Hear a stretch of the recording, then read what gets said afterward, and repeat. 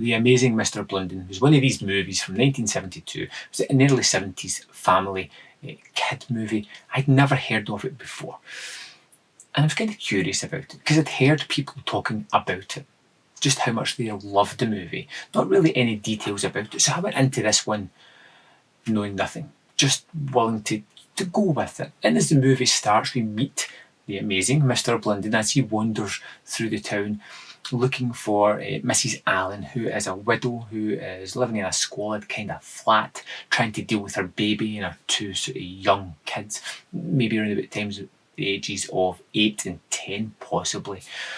And he offers her a job, tells her that there's a caretaking job going out at this mansion in the kind of sticks, and tells her to go to this place tomorrow and get the job. And she does so. They're a little bit perturbed because Mr. Blunden is kind of ill and bedridden at the moment, apparently. But they give her the job and she travels to this dilapidated mansion, staying in a little cottage just outside of it. And she starts to hear rumours of stories of ghosts, 2 young kid ghosts that appear, haunt this mansion, scare people, and things like that. This is primarily following the 2 kids that we have here as they discover that,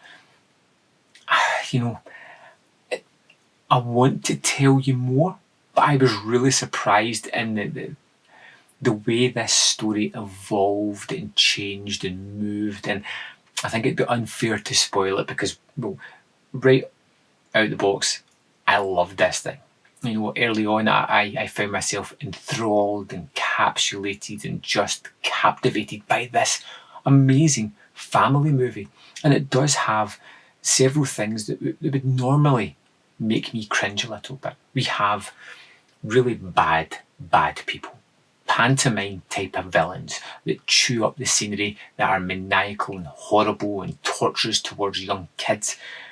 And then we have the sort of kids who are gooder than good, who just want to go about doing living their lives, being fine, but they can't because of these horrible people that are now looking after them. And we have this story that's stuck between 2 different time zones. We've got the current Victorian era, where we have the kids that have moved with Mrs. Allen into the caretaking role, and we kind of flash back to the 2 ghostly spirits and, well, how they became to die so young at the hands of these maniacal bad people.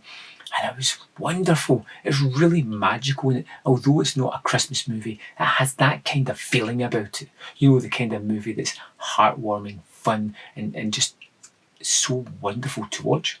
Now, I watched this with my kid and she just ate it up. It started off, she wasn't really too interested, but within 5-10 minutes she was hooked and hasn't stopped talking about it since. And I've got to say, I really want to go back and watch it again as well. You get some really over-the-top, stagey kind of performances within this. Like the bad couple are just over-the-top, scenery chewing, deliciously evil people that you can root against and you want to see fail in their horrible machinations toward these kids. And it is a little bit too much, but it's extremely fitting within the role. And it's one of those kid movies that touches on unusual subject matter as well. The daughter of these crazed lunatics seems to be a little bit simple and has been taken advantage of almost by her parents and by this man who wants to be her suitor, wants to marry her. The way it moves through time, telling the 2 parallel stories, was wonderful. The way it goes at the end is just truly triumphant and fantastic. It even ends rather cheesily with giving you the credits in the form of the actors who played them as they wave and say cheerio. It feels very much as if you've been part of a play or a pantomime. But it's wonderful. It has all these kind of elements that shouldn't really work together, but they do terrifically well, even to the overly saccharine, cheesy ending. But it fits perfectly within the movie itself. I absolutely adored The Amazing Mr. Blunden. It is a classic that I'd never heard of before. Truly wonderful.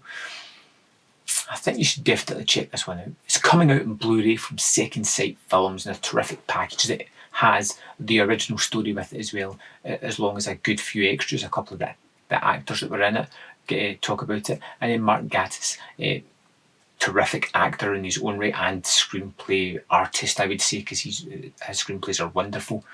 Fantastic in The Legal Gentleman, and just hearing him talk about his love for the movie, how he kind of discovered it and found it again throughout the years, is wonderful.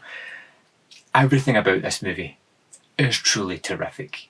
I don't know why I haven't really heard of it before. Why it's not constantly on repeat on TV or streaming services or anything like that. It's a great movie. It's timeless. It is incredibly fun. And if you haven't seen it, you've got to check this one out. I loved it. Have you seen The Amazing Mr. Blunden? If you have, let me know in the comment box below, and I will see you next time on Man vs. Film.